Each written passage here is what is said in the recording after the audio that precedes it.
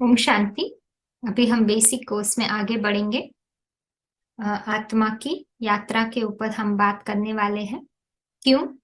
क्योंकि हमने पिछले सेशन में कहा था कि हमें जो है आत्मा को सतो मोड में जो है रखना है, जिससे हमारी बुद्धि जो है सात्विक बुद्धि के आधार पर मन हमेशा सुख शांति, है ना, चैन महसूस करे। लेकिन उसके लिए पहले तो हमें ये जानना जरूरी होगा ना, कैसे हम सतो से रजो तमो में आ गए। राइट। तो उसके लिए आत्मा की यात्रा को जानना जरूरी है ना। तो ये सब ज्ञान जो है हमें आत्मा की तरफ और खींचेगी, आत्मा की केयर करने के लिए, जिससे दिन भर में हम जैसे बाहरी चीजों में एंगेज हो रहे हैं, तो वो हम थोड़ा वहां से थोड़ा डिटैच हो जाएंगे और आत्मा की तरफ ज्यादा अटेंशन देंगे, और जिससे हमें जो है कर्मों का जो रिपल इफेक्ट होता है वो नहीं होगा।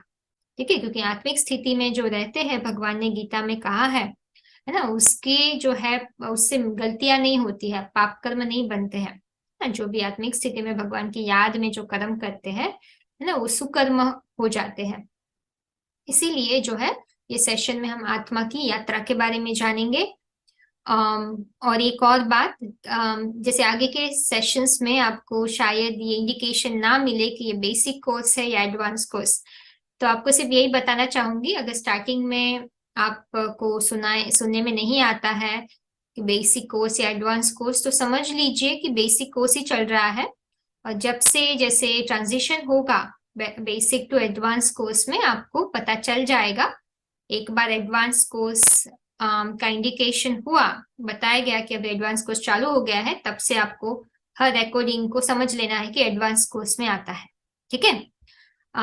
तो अभी हम आगे बढ़ेंगे। आप मेडिटेशन की जो सीरीज है, ठीक है, उसकी लिंक हम नीचे भी डाल देंगे, एक्चुअली डालेंगे डिस्क्रिप्शन बॉक्स में। तो वहां से भी एक थोड़ा आप आत्मा को थोड़ा शांत कर दीजिए, मन बुद्धि को थोड़ा क्लीन कर दीजिए, तो आप ये ज्ञान जो है अच्छी तरीके से बिठा पाएंगे। ठीक है। तो हम आगे बढ़ेंगे। तो ये हमें क्यों जानना जरूरी है वो हमने बात किया। तो इसमें यात्रा जानने के लिए हमें ये जानना होगा कि हम जो है ट्रैवलर है, कहाँ से कहाँ ट्रैवल कर रहे हैं अभी। ठीक है, किया है, और अभी यहाँ जो है अंदर हम ट्रैवल कर रहे हैं। तो हम दूसरी जगह से आए थे, और ये हम जिस दुनिया में है उसको कॉर्पोरियल वर्ल्ड कहते हैं, फिजिकल वर्ल्ड, टॉकी वर्ल्ड। ठीक है, जहाँ हम शरीर लेते हैं। लेकिन ओरिजिनली जो हमारा घर है, उसको जो है अलग अलग नामों से जाना गया है। ठीक है। तो वो घर है, वो इस दुनिया में नहीं है। हमारा जो आत्मा का घर है, ठीक है, जिसको भगवान का भी घर माना गया है, ठीक है, उसको निराकारी दुनिया कही गई है। ठीक है।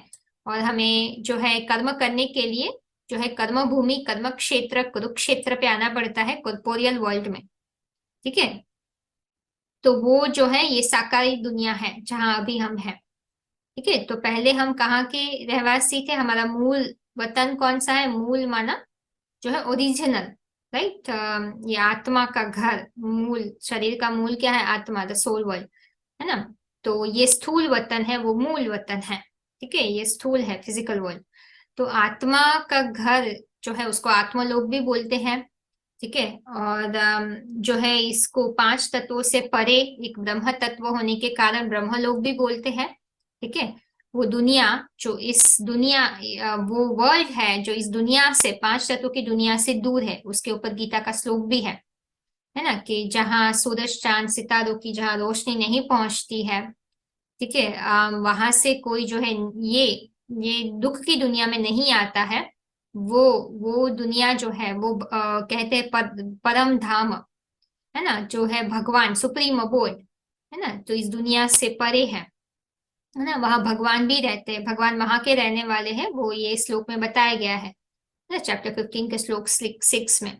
और हमारा भी घर वही है ना, इसलिए आत्मलोक शांति धाम भी कहते हैं, क्योंकि वहाँ आत्मा जो है एक सूक्ष्म स्थिति में रहती है। जैसे हम सो गए होते हैं ना, तो पता भी नहीं चलता है, राइट, डीप स्लीप में होते हैं, तो पता भी नहीं चलता है कि भाई कि क्या हो रहा है।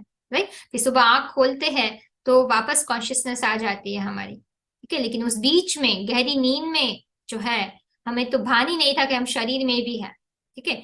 तो वैसी जो सूक्ष्म अवस्था है वो वहां रहती है।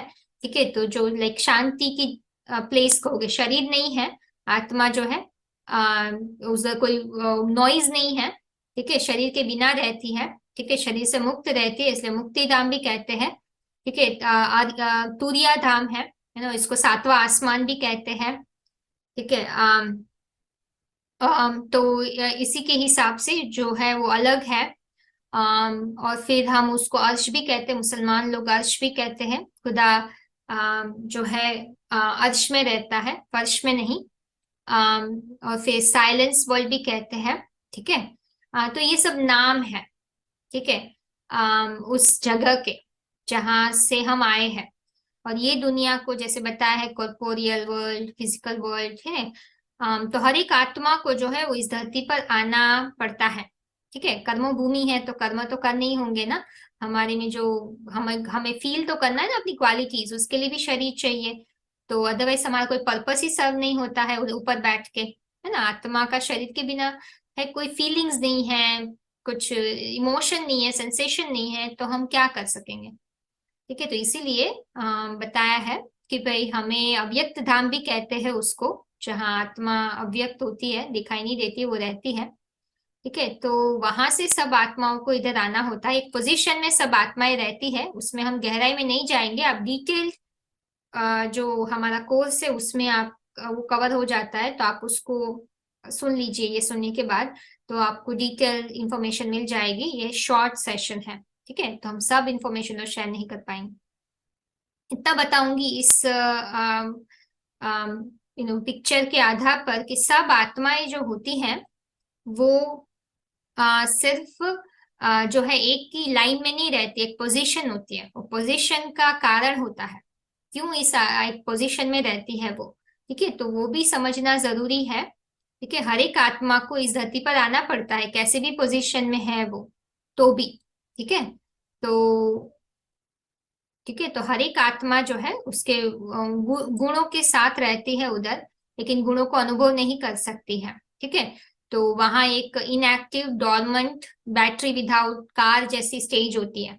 ठीक है, तो आत्मा इस धरती पर हर एक आत्मा आती है। ठीक है, और शरीर लेती है। देखो गीता में भी जो है ना, इस इन्वर्टेड ट्री का उल्लेख हुआ है। ठीक है। जैसे हम बात कर रहे थे ना कि ये इन्वर्टेड ट्री जो है, आत्मा के जो क्रम, पोजीशन माना क्रम, जिस क्रम में आत्मा बैठी हुई है ना तो उसने एक आकार फॉर्म किया है इन्वर्टेड ट्री का। ठीक है, इट्स नॉट दैट पहले से ही वो शेप डिसाइडेड था, ऐसा नहीं। जैसे जैसे पोजीशन, जिस जिस पोजीशन में आत्मा बैठी, क्रम में आत्मा बैठी, वो इन्वर्टेड ट्री का उन्होंने उसने फॉर्म ले लिया। तो उसका उल्लेख गीता में है ना। उसको जो है अश्वत्थ वृक्ष भी कहते, अश्वत्थम। ठीक है, तो यहाँ अब बताया गया है ऊर्ध्व मूलम अधः शाखा अश्वत्थम प्राहु अव्ययम, है ना। तो इसमें क्या बोल रहे हैं कि देखो ये वृक्ष है ना, जिसके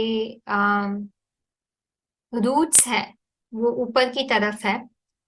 ठीक है, और ब्रांचेस जो है वो नीचे की तरफ फेस कर रही है। ठीक है। बट ये वृक्ष जो है वो इम्पेरिशेबल है, क्योंकि यहाँ जो है सब इम्पेरिशेबल आत्मा ही रहती है। ठीक है, द वन हु नोज, जो उसको जानता है। ठीक है। किसको जानने की बात है ना, ये बीज को जानने की बात है। वो हम कल्प वृक्ष में जो है हमारा आगे का एडवांस लेसन है उस पे हम कवर करेंगे। ठीक है। तो वो the one who knows the beginning middle end end of the tree, the world tree properly and deeply, है ना।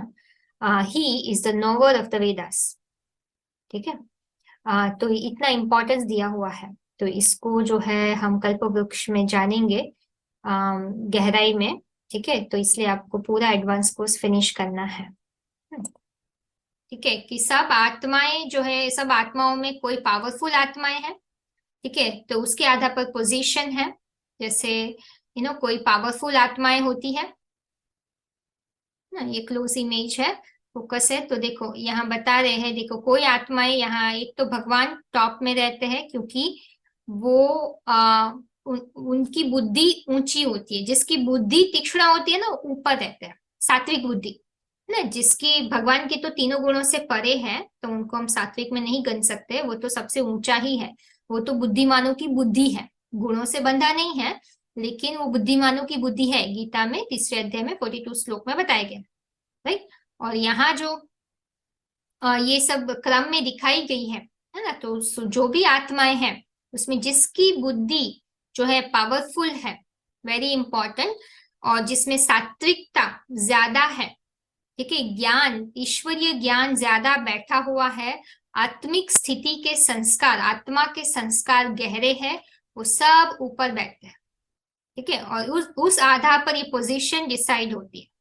तो आप समझिए, जिसने उसके आधार पर उन्होंने पुण्य कर्म भी किए होते हैं, ये क्वालिफिकेशंस के आधार पर, तो उनको जो है ऊपर पोजीशन मिलती है, और वही आत्माएं पहले पहले आती है, जैसे कि देव आत्माएं कही जाती है, पवित्र दुनिया में आती है, स्वर्ग में। ठीक है, तो जितनी जितनी ऊपर आत्माएं उतनी तीक्ष्ण बुद्धि वाले, जितनी जितनी नीचे आत्माएं वो जड़ बुद्धि वाले होते हैं, वो पीछे आते हैं।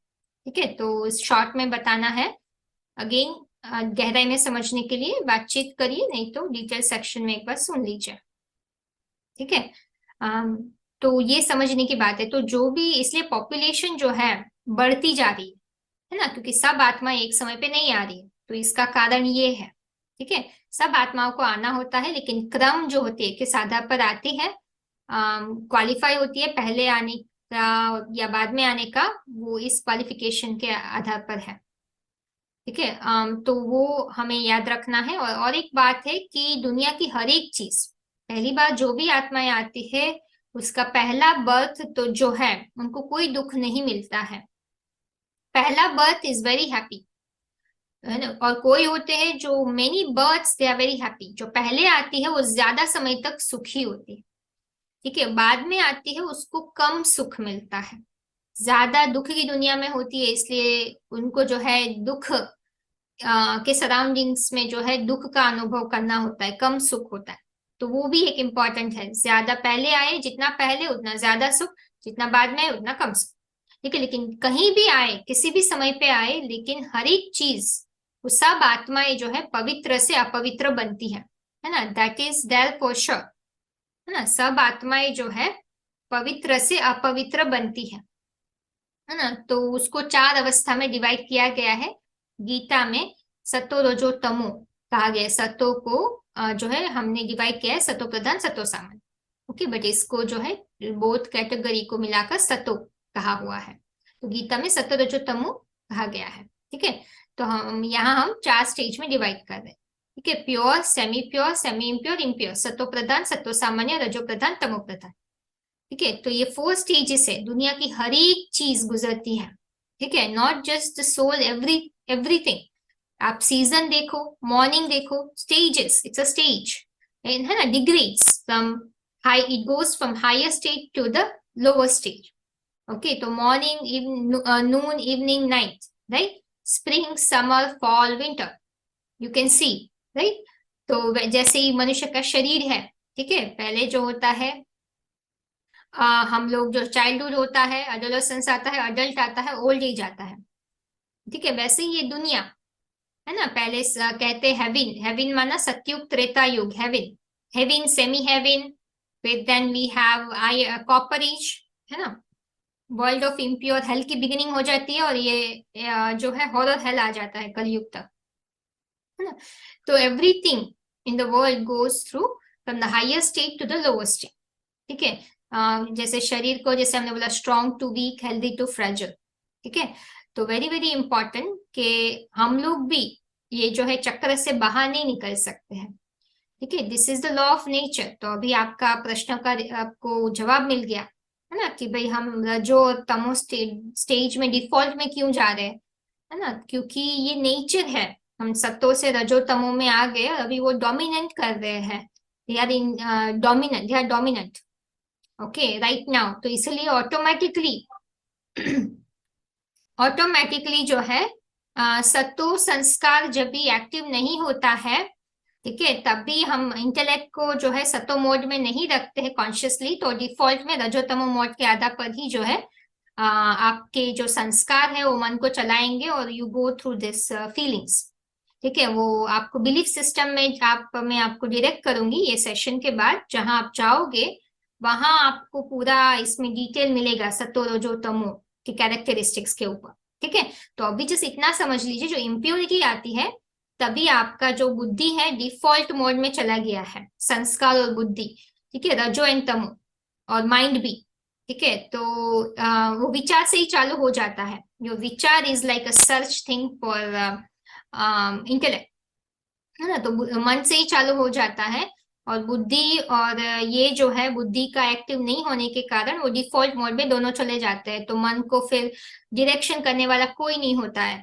ठीक है, तो मन फिर वही फीलिंग में जो है और ही अपने इंप्रेशंस को डीप करता रहता है। ठीक है, तो इसीलिए आपको वो बात समझनी है इस सेशन में से। ठीक है। ठीक है, तो जब हर एक आत्मा पाठ बजाती है, ठीक है, ये एक ये से विजुअलाइजेशन भी आप ले इसे ले सकते हो ये साइकिल को, कि जैसे विलियम शेक्सपियर ने लिमिटेड में कहा, हमें अनलिमिटेड में सोचना है कि देखो ये वर्ल्ड एक स्टेज है ना, यहाँ जैसे कि हम आत्माएं जो है एक एक्टर्स है। ठीक है, तो मैनी पार्ट्स प्ले करते हैं। ठीक है, तो श्रेष्ठ से श्रेष्ठ भी पार्ट होता है, और जो है निष्कृष्ट जो है भी पार्ट होता है। ठीक है, माना लोली भी पार्ट हम बजाते हैं। ठीक है, तो मोस्ट एलिवेटेड पार्ट कौन सा होता है? देवता, है ना, देवता। जैसे भगवान आते हैं तो ये दुनिया में भगवान आते हैं, पिछले कल्प में भगवान जब आए थे, राइट, तो ये साइकिल है, पूरा सिक्लिकल है, टाइम टाइम साइकिल, है ना। तो टाइम में जब भगवान आते हैं, पिछले कल्प में जब भगवान आए थे, ठीक है, कल्प के अंत में, मतलब चारों युगों का एक कल्प होता है। ठीक है, तो ये सतयुग त्रेता द्वापर कलयुग। ठीक है, तो ये कल्प के अंत में, ठीक है, जब पिछले कल्प के अंत में जो है भगवान आए थे, तभी सतयुग की स्थापना हुई थी। ठीक है, हेवन हेवन वॉज एस्टेब्लिश्ड। ठीक है, तो हेवन में कौन रहते हैं? देवता, जो ऊंचा पाठ बजाते हैं। हमने कहा ना, जो ट्री में ऊंचा रहता है वो ऊंचा पाठ बजाते हैं। तो पहले जो ऊंचा पाठ बजाते देवता, देवता माने देने वाले, क्या देते हैं? सबको सुख देते हैं, है ना। देवता की कैरेक्टरिस्टिक्स भी क्या है, लक्षण क्या है ना, वो हम जानेंगे। फिलहाल तो हमारा फोकस यही है कि भाई एज अ मनुष्य हम लोग भी एक श्रेष्ठ मनुष्य बनते हैं। ठीक है, और वही मनुष्य जब भी नीचे गिरता है, ठीक है, नरक में वो जो है असुर कहलाता है, स्वर्ग में देवता कहलाता है। तो जो भी श्रेष्ठ पाठधारी आती है, ठीक है, तो वो लोग बहुत जन्मों का सुख तो जरूर भोगती है। ठीक है, आत्मा जो है जैसे 16 कला से 14 कला से 8 कला से कलाहीन होती है, माना आत्मा एक बैटरी है ना। ये शरीर एक डब्बा है, हमने कहा ना फोन है। तो जैसे जैसे ये बैटरी शरीर में, शरीर जो है से प्लेजर लेती है, ठीक है, सात्विक प्लेजर होते हैं सत्युग त्रेता में, फिर भी आत्मा जब प्लेजर लेती जाती है तो ज्ञान इंद्रियों से, तो उसकी शक्ति जो है कम होती है। ऑन टॉप ऑफ दैट वो शरीर भी बदलती है। ठीक है, तो इसीलिए जो है आत्मा की शक्ति, कला माना एक शक्ति है, मेजरमेंट है। ठीक है, एक मेजरमेंट है आत्मा में सच्चाई और पवित्रता की शक्ति की, है ना, जो समय बीतते कम होती जाती है। ठीक है, तो यहाँ वैसा ही हुआ, है ना। सत्युग त्रेता तक आत्मा की जो सुख की क्वालिटी कम होने लगी, और जैसे ही हम शरीर के तरफ अट्रैक्शन जो है आत्मा के अट्रैक्शन से बढ़ गया, लाइक आत्मा 50% जो है चार्ज रही, 100% से 50%, तभी जो है हम बॉडी कॉन्शियस हो गए। धीरे धीरे आत्मा भूलने लगे, बॉडी की तरफ अट्रैक्शन बढ़ने लगा। ठीक है, और फिर हमारी जो कॉन्शियसनेस है एक दूसरे के प्रति, वो आत्मा आत्मा नहीं रही, क्योंकि सतयुग त्रेता में, ठीक है, देयर इज जो एक चार्ट है, मैं आपको दिखाती हूँ ना। ये चार्ट जो है, अभी आप पढ़िए मत, ठीक है, सुनिए। फिर ये स्लाइड आपको मिल जाएगी नीचे डिस्क्रिप्शन बॉक्स में, इसकी पीडीएफ मिलेगी, ठीक है, तब पढ़िएगा। तो देखो इसमें कॉन्ट्रास्ट बता रहे हैं, है ना। स्वर्ग में जब भी, जिसको स्वर्ग, पैराडाइज, जन्नत कहते हैं, शिवालया कहते हैं, ठीक है, जो है सुख की दुनिया, राम राज्य कहते हैं, तो वो स्वर्ग जो सतयुग त्रेता था, ठीक है, तो वहां जो थे, ये स्वर्ग क्यों कहते हैं, स्वर्ग आत्मिक स्थिति में गया इसलिए स्वर्ग कहते हैं, हम आत्मिक स्थिति में रहते थे। एक मत हुआ करता था वहां, ठीक है, एक मत, एक राज्य, राइट, एक भाषा, एक ओपिनियन हुआ करता था, एक क्लान, एक कंट्री, आदि सनातन देवी देवता धर्म जो है वहां के प्रिंसिपल्स फॉलो किए जाते थे। इसीलिए देवताओं की जब प्रेज करते हैं तो कहते हैं ना, 16 कला संपन्न, सर्वगुण संपन्न, है ना, जो है संपूर्ण निर्विकारी, मर्यादा पुरुषोत्तम कहते हैं ना। तो जिसकी पूजा भी हम मंदिर में की जाती है, क्यों पूजा की जाती है, क्योंकि पवित्रता होती है ना, आत्मिक स्थिति में उन्होंने जीवन बिताया है एक मत होकर, है ना। तो सत्य की दुनिया होती है इसलिए सत्युग कहते हैं, अद्वैत कहते हैं, अद्वैत की दुनिया, है ना। फिर क्या होता है, नरक, जब हम अपने आप को आत्मा भूल जाते हैं तो जैसे ये दुनिया को क्या कहने लगते हैं, फिर नरक की शुरुआत हो गई, नर ने रचा, नर अपनी बुद्धि मतलब मनुष्य, हम साधारण मनुष्य बन जाते हैं देवता से, अपनी बुद्धि लगाने लगते हैं, ठीक है, इसलिए नर ने किया तो नरक बन गया, ठीक है, बॉडी कॉन्शियसनेस में हम आ गए, इसलिए भगवान कहते हैं ना कि मैं नर से नारायण बनाता हूँ, ठीक है, हम साधारण मनुष्य बन गए, बॉडी कॉन्शियस स्टेज अपना लिया, ठीक है, इसलिए अब हम जो है दुख का अनुभव करने लगे, है ना। वहां द्वैत, द्वापर द्वैत आने लगा, two opinions, many religions, language, clans, countries आ गया, ओपिनियंस आ गए, द्वैत माना दो, ठीक है, तो मेनी ओपिनियंस आ गए, क्योंकि अभी हम एक दूसरे को बॉडीली मैनर में देखने लगे, मेरा तेरा, सेल्फिशनेस, है ना, विकार, काम, क्रोध, लोभ, मोह, अहंकार, ठीक है, वो आ गए, तो द्वैतवाद आ गया,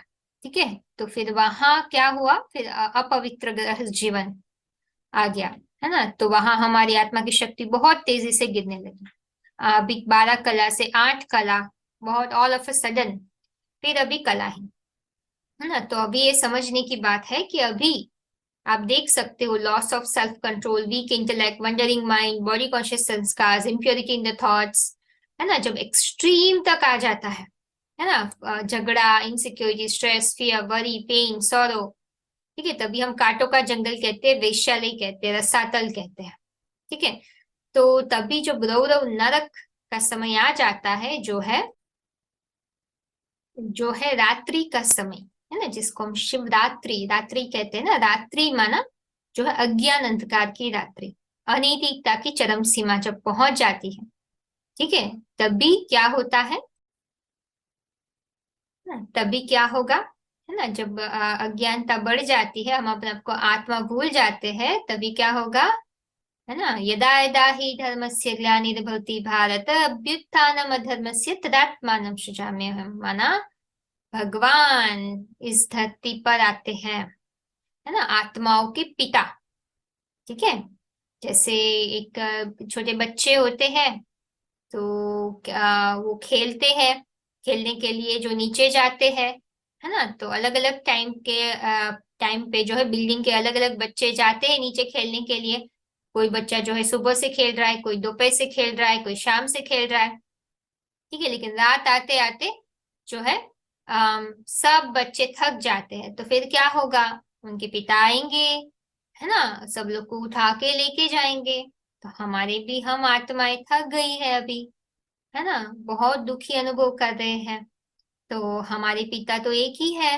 ना, परम पिता परमात्मा भगवान है, तो उनको तो आना पड़ेगा ना इस धरती पर, राइट, हमें जो है रास्ता दिखाने के लिए, चार्ज करने के लिए, है ना, अभी हम डिस्चार्ज हो चुके हैं, हमें कोई जनरेटर चाहिए जो बैटरी को चार्ज करे, आत्मा को की याद दिलाए, ठीक है, अपने सतो संस्कार को जागरूक करे, जिससे हम घर वापस जाके तुरंत नई दुनिया में वापस आ सके, ठीक है। तो इसीलिए अभी भगवान आए हैं, जो है इस धरती पर आ चुके हैं, ठीक है, कल्प कल्प लागे प्रभु अवतारा, हमें क्या जो है असुर से देवता बनाने आए हैं, नर से नारायण। ठीक है, हमें जो है रास्ता दिखाने आए हैं, ज्ञान का प्रकाश देने के लिए आए हैं। कलयुग को सतयुग में परिवर्तन करने आए हैं, देवी देवता धर्म, सनातन धर्म की परंपराओं को री एस्टेब्लिश करने आए हैं। है ना, जैसे आप देख रहे हो, दुख को दुखी दुनिया को सुखी दुनिया, डिजीज को हेल्थी, डिवाइडेड फैमिली को वन फैमिली, वसुधैव कुटुंबकम की स्थापना करने आए हैं। हमारा जो भटका हुआ माइंड है उसको एकाग्रचित करने आए हैं, एक धर्म की स्थापना करने आए हैं। है, दुनिया में जो झूठ फैला हुआ है तो यहाँ सत्यता की स्थापना करने आए हैं, प्रकृति को बदलने आए हैं। तो अभी हमें ये राजयोग की शिक्षा से भगवान को पहचान कर हमें भी जो है स्वर्ग, मन बुद्धि को जो है हम पवित्र, मन बुद्धि रूपी आत्मा को पवित्र बनाकर हमें स्वर्ग में जाना है। निर्विकारी बनाने आए हैं भगवान हमें। और भगवान कहाँ करते हैं, तो देखो ये काल चक्र है, आप देख रहे हो अभी हम कहाँ पहुंच गए हैं, यहाँ पहुंच गए हैं। है ना, यहाँ से स्टार्ट हुआ था, अभी देखो धीरे धीरे धीरे सब बात में जब आ जाती है ऊपर से, है ना, सबका कल्याण करना होता है, सब थक जाती है, तभी भगवान ये पुरुषोत्तम युग में आते हैं। है ना, तो खुशखबरी ये है कि अभी जो है हमारे परम पिता परमात्मा इस धरती, इस धरती पर आ चुके हैं। ठीक है, बहुत बड़ी न्यूज है, गुड न्यूज है। हमें लगता है भगवान पहले से ही इधर है, बट वो सही नहीं है। ठीक है, भगवान तो इस धरती पर आते हैं, वो भी हम आपकी जो भी मान्यता है वो आगे कोर्स में क्लियर होगी। अभी बस ये खुशखबरी से आप भी खुश हो जाइए कि इस कलयुग जाने वाला है, सतयुग आने वाला है, भगवान प्रत्यक्ष रूप में दुनिया को परिवर्तन करने के लिए आ चुके हैं। यह दिव्य शिक्षाएं हमें आध्यात्मिक ईश्वरीय विश्वविद्यालय से प्राप्त हो रही है। आध्यात्मिक ईश्वरीय विश्वविद्यालय एक रूहानी घर अथवा रूहानी यूनिवर्सिटी है, एक अनोखा ईश्वरीय परिवार है जिसका लक्ष्य है परम पिता परमात्मा शिव द्वारा दिए जा रहे ईश्वरीय ज्ञान और सहज राजयोग के द्वारा वसुधैव कुटुंबकम की भावना से ओतप्रोत एक नई विश्व की स्थापना करना। यह एक ऐसी पवित्र जगह है जहां अखूट सुख शांति का अनुभव होता है, क्योंकि यहाँ स्वयं भगवान पढ़ा रहे हैं। खुशखबरी यह है, कलयुग जाने वाला है, सतयुग आने वाला है, परमपिता परमात्मा शिव का अवतरण इस धरती पर हो चुका है। वर्तमान में परमपिता परमात्मा शिव अपने मुकर रथ द्वारा, जिनको आदि पुरुष अथवा एडम, आदम, आदिदेव, शंकर, आदिनाथ के नाम से अलग अलग धर्मों में जाना जाता है, उनमें प्रवेश करके स्वयं प्रत्यक्ष रूप में राज विद्या, राजयोग का, श्रीमद् भगवद गीता का उत्तम ज्ञान दे रहे हैं। ये हमारा आपको हार्दिक निमंत्रण है कि आप थोड़ा समय निकालकर आध्यात्मिक कोर्स के माध्यम से परमपिता परमात्मा को पहचान कर अपना श्रेष्ठ भाग्य बनाएं और निरंतर सुख शांति का अनुभव करें। ओम शांति।